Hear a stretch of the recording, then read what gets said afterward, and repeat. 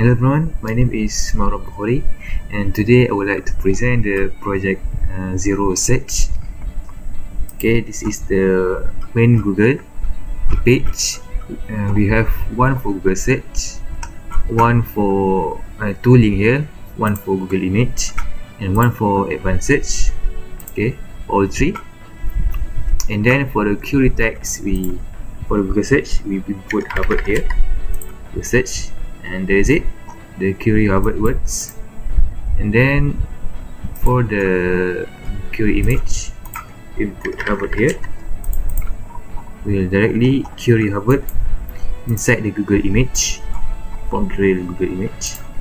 And then for query advanced, okay, user shall be able to input 4 of this type of advanced search. First, I input here CS50 for all these words. Okay, put here, and then this exact word I put Harvard. Okay, Harvard is in between. Okay, alright. For any of these words, I put MIT, for example.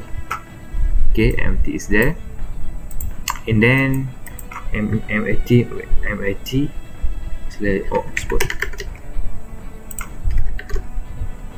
Then it will MIT or Oxford between any of these words, and then I put here computer science, for example.